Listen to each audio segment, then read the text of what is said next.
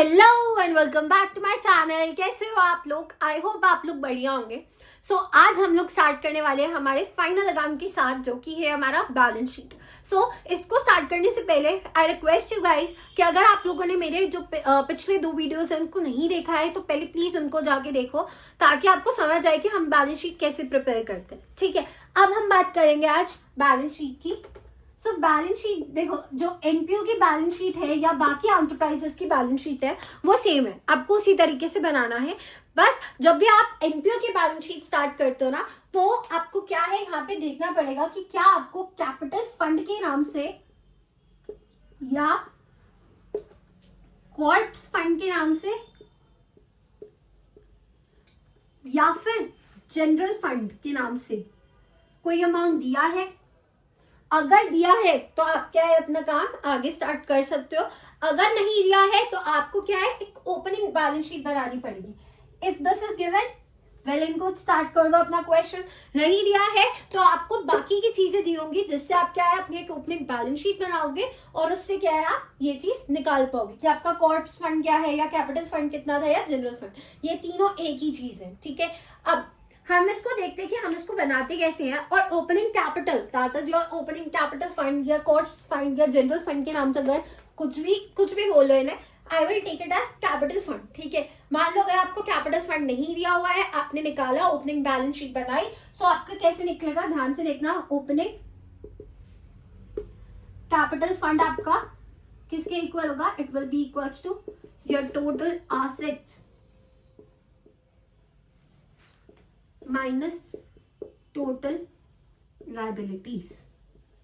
ठीक है, इसके इक्वल होगा। ठीक है, कि आपका ओपनिंग कैपिटल फंड किसके इक्वल होगा? आपका capital fund will be equals to total assets minus total liabilities. अब हम एक छोटा सा एग्जांपल दे रही हूँ। ये क्वेश्चन मैंने आपकी बुक में से ही उठाया है, ध्यान से देखना। आपको दिया हुआ है that 1 April 2020 assets and liabilities of young Indian clubs are as follows। Assets दे रखे हैं आपको, लैंड एंड बिल्डिंग दे रखे हैं, furniture, cash in hand, subscription receivables and liabilities आपको दे रखी है, that is bank overdraft and outstanding salaries. अब आपको डिटरमाइन करना है कि यहाँ पे कैपिटल फंड कितना होगा as on 1 April 2020। So simple है, बहुत इजी है। बैलेंस शीट प्रिपेयर करेंगे। ठीक है, बैलेंस शीट प्रिपेयर करते हैं, ओपनिंग बैलेंस शीट बनाएंगे हम लोग। So balance sheet of young India club, यहाँ पे हम ऐसे लिखेंगे balance sheet of young India club. ठीक है, और फिर हम लिखेंगे एज एट 1 April 2020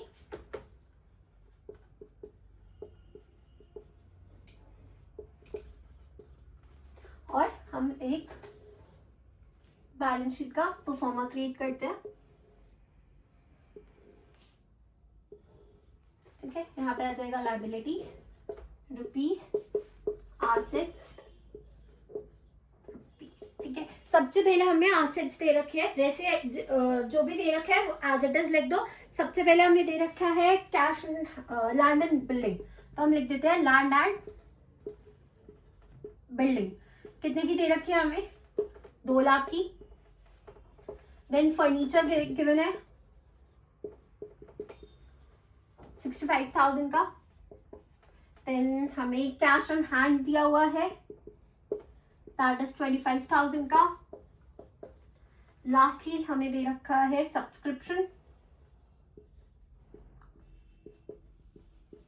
रिसीवेबल्स, कितनी दे रखी है हमें? 30,000 की हमें ये दे रखे हैं। अब हम आते हैं हमारी लायबिलिटी साइड पे, तो यहाँ पे हमें दे रखा है बैंक ओवरड्राफ्ट 20,000 का एंड आउटस्टैंडिंग सैलरीज दे रखी हैं 5,000 की। ठीक है, देखो यहाँ पे तो टोटल 25,000 बना, बट जो हमारा एसेट साइड है उसका टोटल क्या है? 3,20,000 का है।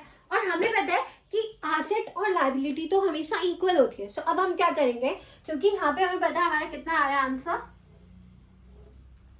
यहाँ पे हमारा आंसर आ रहा है 3,20,000। तो हम क्या करेंगे, यहाँ पे हम लिखेंगे, हमने क्या निकालना था, कैपिटल फंड निकालना था, ओपनिंग कैपिटल फंड। तो वो हम कैसे निकालेंगे, capital fund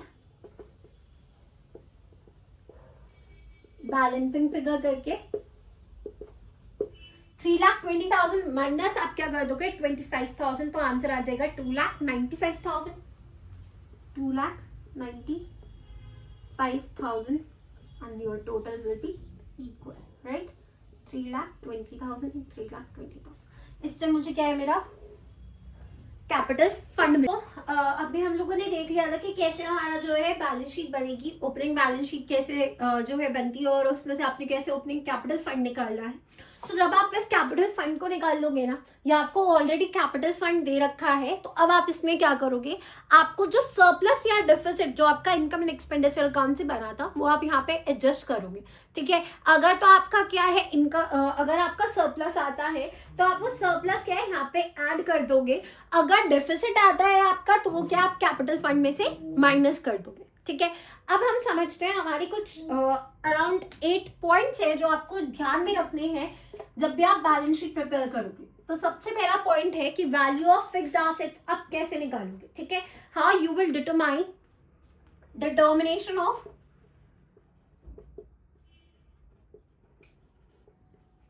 value of fixed asset. कैसे आप डिटरमाइन करोगे कि आपकी क्या वैल्यू है फिक्स्ड एसेट की, ठीक है। इसको निकालने के लिए मैं एक एग्जांपल लूंगी, उससे आपको क्लियर हो जाएगा कि कैसे हम जो है वैल्यू ऑफ फिक्स्ड एसेट जो है हम लोग हमारे एनपीओ की बैलेंस शीट में निकालेंगे। अब लेट्स सपोज एक कंपनी है, उसने फर्नीचर परचेज किया है 1 लाख रुपए का, ठीक है। फर्नीचर परचेज किया उसने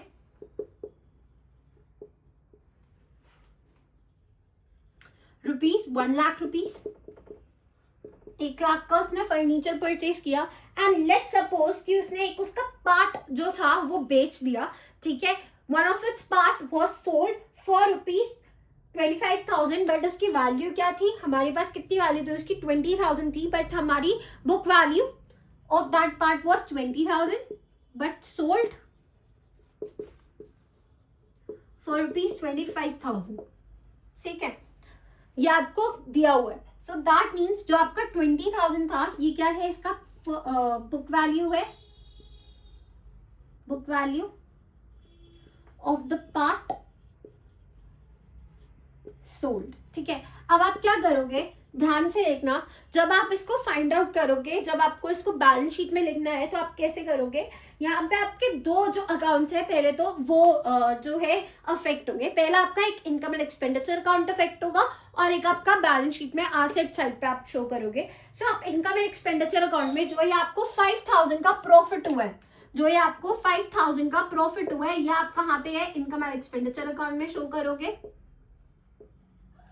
यह आपका इनकम एंड एक्सपेंडिचर अकाउंट में जाएगा, और जो ये आपने सेल की है, यह आपका कहाँ पे आएगा, अब 1 लाख में से इसका अमाउंट लेस करके बैलेंस शीट में एसेट साइड पे शो करोगे। तो आप एसेट साइड में क्या है आपका, मतलब मेरा मेन मकसद क्या था यहाँ पे determination of value of fixed asset को समझाने का, मेरा ये मेन मकसद है कि जब भी आप कोई भी फर्नीचर या कोई भी आप फिक्स्ड एसेट को लोगे, तो आपको ये देखना है कि अगर उसको करंट ईयर में बेचा जा रहा है या उसके ऊपर कोई भी चीजें की जा रही है, सो वो सब क्या है, वो आप बैलेंस शीट में शो करोगे। एज वेल एज अगर उसके ऊपर कोई आपको प्रॉफिट हो रहा है, तो वो इनकम एंड एक्सपेंडिचर अकाउंट में इनकम साइड पे जाएगा, और अगर लॉस हो रहा है तो वो एक्सपेंडिचर साइड पे जाएगा, ठीक है। आई होप आपको ये वाला पार्ट क्लियर होगा। अब हम सेकेंड पार्ट पे आते हैं, इसको फटाफट से नोट डाउन कर लो।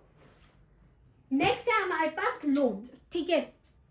सेकेंड चीज है हमारे पास लोन्स। सो अब हम लोन को समझते हैं। देखो, लोन आपकी क्या है, लायबिलिटी है, राइट। सेकेंड चीज क्या है आपके पास, लोन्स। लोन्स आपकी एक लायबिलिटी है। तो ये आपको पता है कि जब आप बैलेंस शीट प्रिपेयर करोगे, तो बैलेंस शीट में क्या है, लोन आपका लायबिलिटी साइड पे आएगा। बट लेट्स से मैंने जब लोन लिया था, मैंने 10 लाख का लोन लिया था, 10 लाख का मेरे पास लोन था, जिसमें से हमने 6 लाख ऑलरेडी पे कर दिए हैं। इसी साल लिया और इसी साल ही मैंने 6 लाख रुपए पे कर दिया, ठीक है। तो मेरे पास अब क्या है, सिर्फ 4 लाख का लोन बचा है ना। मेरे पास अब क्या है, सिर्फ 4 लाख का लोन लेफ्ट। या अगर मैं बोलूँ बैलेंस जो है वो सिर्फ मेरे पास 4 लाख का बचे, तो अब इस केस में क्या होगा, मैं लायबिलिटी साइड पे पूरा 10 लाख शो नहीं करूंगी। मैं ये 10 लाख जो है यहाँ पे हमारे, अब ध्यान से देखना, यहाँ पे हमारे क्या है, 3 अकाउंट्स जो है आएंगे, ठीक है। अब समझना कैसे, सॉरी 2 अकाउंट्स ही हैम्पर होंगे। कैसे, 1 लाख रुपए जब मुझे मिला तो मैं इसे कहाँ पे लिखूंगी, रिसीट साइड में, रिसीट एंड पेमेंट के अकाउंट में, रिसीट साइड में। जब मैंने इसको पे किया, मतलब मैंने क्या है, पैसा गया, दैट मीन्स 6 लाख रुपए मेरा पेमेंट हुआ रिसीट्स एंड पेमेंट अकाउंट में, और जो ये मेरा 4 लाख था ये मेरा कहाँ पे आ जाएगा, लायबिलिटी साइड में। किस नाम से आएगा, ये मेरा आएगा आउटस्टैंडिंग लोन के नाम से हमारे पास क्या है, लायबिलिटी साइड में लिखा जाएगा। आई होप आपको ये वाली एंट्री भी क्लियर हो गई होगी। अब इसको फटाफट से नोट डाउन करो, फिर मैं आपको थर्ड एंट्री समझाऊंगी।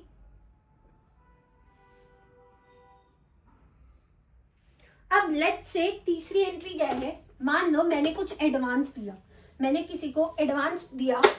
सो अब उस केस में क्या होगा, इसको हम एक इसको हम एक एग्जांपल से समझते हैं। एडवांसेस, मान लो एक कंपनी है, ठीक है, कंपनी है, उसने क्या है 50,000 रुपए दिए अपने सप्लायर को कि ये 50,000 रुपए तुम एडवांस रखो, मुझे आराम से क्या है गुड्स, जो भी गुड्स प्रोवाइड करने हैं वो कर देना।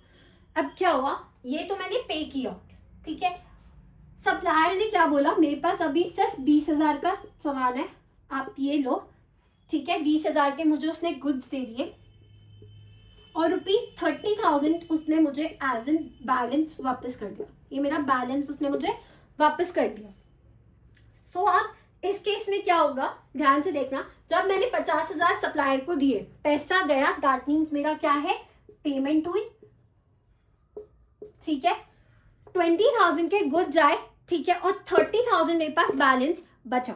अब यहाँ पे देखना क्या होगा, जो ये आपने एडवांस दिया था ये तो आ गया आपका कहाँ पे, पेमेंट साइड पे। ये जो 20,000 के आपको गुड्स मिले हैं या जो आपको 20,000 मिला है, ये क्या आ गया आपका, रिसीट साइड पे आ जाएगा। सॉरी, जो ये 30,000 बैलेंस मिला है ये आपका रिसीट साइड पे आ जाएगा। सो ये payment, receipts and payment account का हो गया पार्ट। जो सप्लायर को पैसा गया, पेमेंट साइड, जो पैसा वापस आया, रिसीट साइड। जो ये 20,000 का बैलेंस जो बच गया है, जो मुझे गुड्स मिले हैं, ये मेरा एसेट साइड पे आ जाएगा इन दी बैलेंस शीट। अगेन तो हमारे अकाउंट्स जो है हमारा रोल प्ले करेगा यहाँ पे। सबसे पहला सप्लायर को पैसा गया तो पेमेंट दिया, जो हमने एडवांसेस दिए थे वो मेरा रिसीट्स एंड पेमेंट साइड पे आ जाएगा। देन जो हमारा बैलेंस था रिसीट साइड पे आ जाएगा, जो भी बैलेंस हमें वापस मिला है वो रिसीट साइड पे आ जाएगा, और जितने के मेरे पास गुड्स आए हैं वो मेरे क्या हो जाएगा, एसेट हो जाएगा। यहाँ पे हमारी थर्ड एंट्री भी खत्म होती है।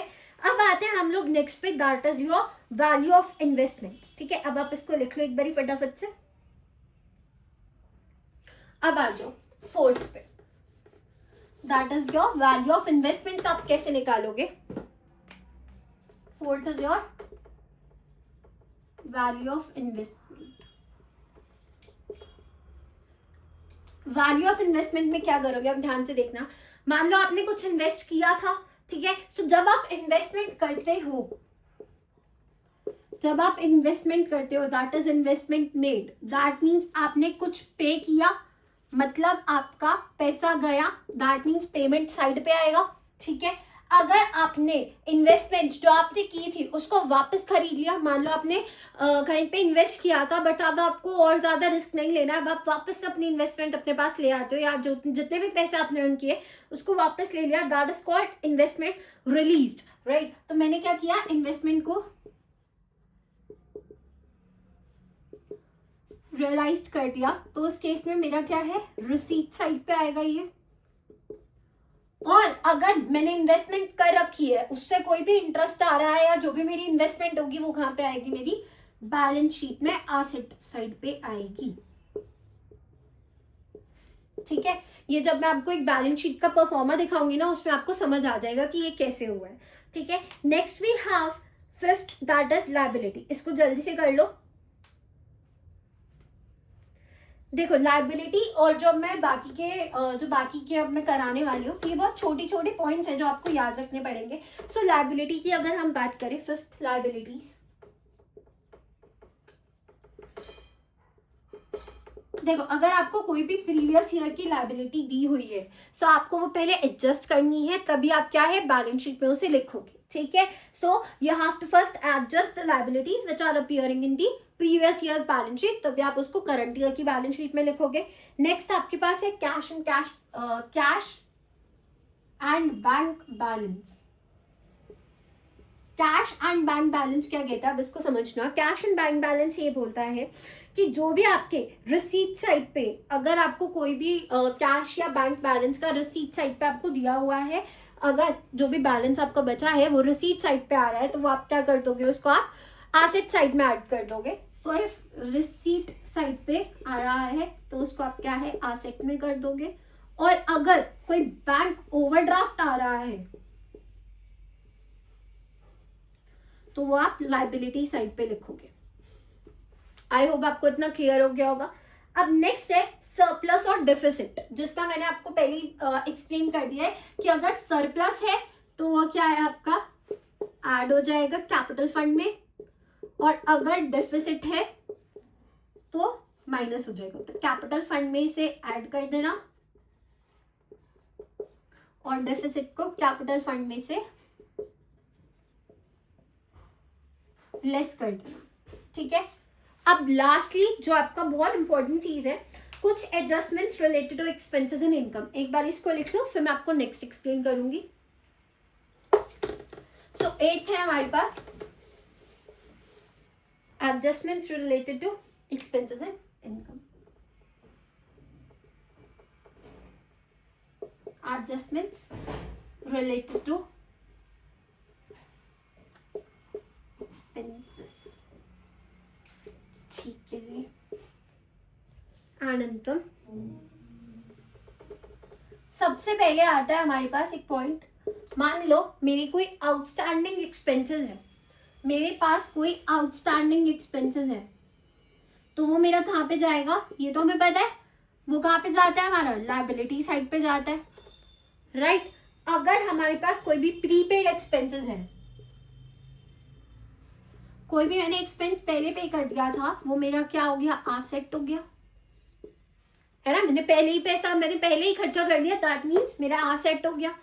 फिर हमारा आता है, मान लो मेरे पास कोई अनअर्न्ड इनकम है या इनकम अभी तक, इनकम नॉट रिसीव्ड, मान लो ऐसी कोई इनकम है, इनकम अनअर्न्ड इनकम या इनकम रिसीव्ड इन एडवांस है, या मैंने इनकम रिसीव कर लिया इन एडवांस. अभी तक मैंने सर्विसेज पे नहीं की थी, सर्विसेज नहीं दी है, बट उन सर्विसेज का मुझे पहले ही एडवांस में पैसा मिल गया है, तो वो मेरी क्या है, लायबिलिटी हो जाएगी. ठीक है. और अगर मैंने कोई इनकम जो है मैंने एक्रूड है, मेरी कोई भी इनकम अगर मेरी एक्रूड इनकम हो गई, that will be my asset. और ये सारी जो भी है ये आप कब शो करोगे, ये 4 एंट्री जो आपकी है या आप बैलेंस शीट में क्या है एडजस्टमेंट्स करने से पहले शो करोगे. इनकम एंड एक्सपेंडिचर अकाउंट में जब आप एडजस्टमेंट्स करोगे उससे पहले आपको क्या है बैलेंस शीट में ये आपको दिखानी है. ठीक है. विदाउट एडजस्टमेंट्स जो है वो यहाँ पे आपकी बैलेंस शीट में शो की जाएंगी, और एडजस्टमेंट्स के साथ आपकी इनकम एंड एक्सपेंडिचर अकाउंट पे ये सारी शो की जाएंगी. ठीक है. सो आई होप आपको ये भी क्लियर हो गया होगा. अब हम बैलेंस शीट का एक बारी परफॉर्मा देख लेते हैं, और फिर हम इसके बाद जो है नेक्स्ट वीडियो में मिलेंगे हमारे फंड्स बेस्ड अकाउंटिंग के साथ. सो देखो यहाँ पे आपको बैलेंस शीट का परफॉर्मा दिख रहा होगा. अब इसमें जस्ट फर्स्ट ऑफ ऑल आप क्या करोगे, नेम ऑफ द ऑर्गेनाइजेशन लिखोगे और नीचे बैलेंस शीट एज एट जो भी ईयर की आपको बैलेंस शीट बनानी है वो आप बनाओगे. ये वाली बैलेंस शीट आपकी फाइनल बैलेंस शीट है, ओपनिंग बैलेंस शीट नहीं है. ओपनिंग बैलेंस शीट जैसे मैंने आपको बताई थी, अब उसी तरीके से ही बनाएंगे. अब इस बैलेंस शीट में आप देखिए लायबिलिटी साइड को पहले हम लोग समझते हैं. लायबिलिटी साइड में देखो आपको दिया हुआ है कैपिटल फंड या जनरल फंड या आप कॉर्पस फंड के नाम से जो है, पहले आप उसका ओपनिंग बैलेंस लिखेंगे, देन जो भी आपका सरप्लस है उसको ऐड करोगे जो आपका इनकम एंड एक्सपेंडिचर अकाउंट से आया था, एंड जो आपका डेफिसिट है उसे आप लेस कर दोगे. अगर आपका सरप्लस आएगा तो उसको ऐड कर दो यहाँ पे, और अगर डेफिसिट आया तो उसको माइनस कर दो. देन हमारे पास आ गया बिल्डिंग का फंड। ये हमारी कुछ जो हमारे कुछ स्पेसिफिक फंड्स थे, हम इसको यहाँ पे लिखेंगे और इन फंड का हम लोग अलग से एक अकाउंट भी बनाते हैं जो कि हम हमारी नेक्स्ट वीडियो में समझेंगे, that is your fund based accounting में। अभी के लिए सिंपली आप इसको समझो कि अगर कोई भी आपको फंड दिया हुआ है, किसी नेम दिया हुआ, कोई स्पेसिफिक फंड दे रखा है, तो आप उसको पहले उसका ओपनिंग बैलेंस लिखोगे, ठीक है। उसमें कोई भी डोनेशंस आई हैं उसमें वो ऐड कर दोगे, कोई भी इनकम जनरेट की है वो ऐड कर दोगे, और कोई भी इन्वेस्टमेंट्स है तो वो भी आप ऐड कर दोगे। बट अगर कोई भी आप खर्चा कर रहे हो उसके ऊपर, तो वो क्या है, आप लेस कर दोगे। सिमिलरली आपको स्पोर्ट्स फंड दे रखा है जिसमें आपका ओपनिंग बैलेंस दे रखा है, आप ओपनिंग बैलेंस लिखोगे। कोई भी डोनेशन है, कोई इंटरेस्ट आया है आपको ऑन द स्पोर्ट्स फंड, या कोई इन्वेस्टमेंट की थी, तो वो सारी आप ऐड कर दोगे। और आपने स्पोर्ट्स में प्राइजेस दिए या अवार्ड्स दिए तो वो आप क्या है, माइनस कर दोगे। Next we have current liabilities. तो जितनी भी आपकी आउटस्टैंडिंग एक्सपेंसेस हो गया, या रेंट हो गया, या आपकी सैलरीज हो गए, या आपका इलेक्ट्रिसिटी या वाटर चार्जेस जो आपके आउटस्टैंडिंग है, ये सारा आपका क्या है, करंट लाइबिलिटी का पार्ट है। या आपको सब्सक्रिप्शन एडवांस में रिसीव हो गई है, वो भी आपका क्या है, लाइबिलिटी होती है। Now comes to the asset side. अब एसेट साइड में देखिए, सबसे पहले आपको फिक्स्ड एसेट दे रखा है। अभी सॉरी, अभी मैंने पीछे एक कंसेप्ट समझाया था आपको कि 8 पॉइंट आपको ध्यान में रखने हैं। उन्हीं 8 पॉइंट में जो मेरा फर्स्ट पॉइंट था वो था determination of the value of fixed assets. तो उसके अंदर हमने बात की थी कि आप कैसे निकालोगे, कि अगर आपने कोई भी बिल्डिंग का आपको फंड मिला था, आप कोई बिल्डिंग बना रहे हो, तो आपने उसमें क्या करना है, आपने उसमें ओपनिंग लिखना है, कोई भी उसमें एडिशंस किए तो उसको ऐड कर दो, और डिप्रिसिएशन चार्ज हुआ तो उसको लेस करके आपको यहाँ पे दिखाना पड़ेगा, ठीक है। फर्नीचर में भी सेम है, आपका ओपनिंग है उसको लिखो, ओपनिंग बैलेंस जो था उसमें एडिशंस कोई किया है तो उसको ऐड कर दो, सेल किया है तो उसको माइनस कर दो, डिप्रिसिएशन है तो उसको माइनस कर दो, आपको आपकी इस साल की फर्नीचर की वैल्यू मिल जाएगी, और हमें इसी साल की जो वैल्यू है उससे मतलब है, राइट। अब नेक्स्ट में आपको करंट एसेट्स दे रखे हैं कि सब्सक्रिप्शंस एंड एरियर्स थे, आपके एक्रूड इंटरेस्ट है, फिर इन्वेस्टमेंट्स आ गया कि बिल्डिंग फंड इन्वेस्टमेंट्स हो गए, स्पोर्ट्स फंड इन्वेस्टमेंट्स हो गए। नेक्स्ट हमारे पास कैटेगरी है प्रीपेड एक्सपेंसेस की, जिसमें आपका insurance, rent, cash in hand, cash at bank, ये सब आएगा। और ये जो cash in hand and cash at bank है ना, ये आपने निकाला था आपका revenue and sorry receipts and payment account में। सो आप वहाँ से इसका जो भी बैलेंस है वो यहाँ पे लिखोगे। सो आई होप आपको बैलेंस शीट भी क्लियर होगी। अब हम नेक्स्ट वीडियो में, जैसे कि मैंने आपको बताया कि हम नेक्स्ट वीडियो में जो है फंड बेस्ड अकाउंटिंग स्टार्ट करेंगे, एंड ये बहुत मैं बोलूँगी कि ये थोड़ा सा डिफिकल्ट टॉपिक है। सो इट्स अ रिक्वेस्ट कि प्लीज़ अभी तक की जितनी भी वीडियोस हैं, प्लस ये जो मैं आज थर्ड पार्ट डालने वाली हूँ, इसको भी अच्छे से समझ लेना, तभी आप जो है आगे वाला जो भी मैं आपको समझाने वाली हूँ फंड बेस्ड अकाउंटिंग, या जो भी आपकी इसमें एडिशनल जो भी आपकी एडजस्टमेंट्स है वो आप तभी समझ पाओगे अगर आपको ये तीनों जो मैंने पार्ट्स बनाए हैं आपको समझ आ गए होंगे। अगर आपको कोई भी डाउट है सो आप मुझे मैसेज कर सकते हो मेरे टेलीग्राम ग्रुप पे, मैंने लिंक डिस्क्रिप्शन बॉक्स में दे रखा है। सो आज के लिए इतना ही, मिलते हैं नेक्स्ट वीडियो में। Till then take care, bye bye.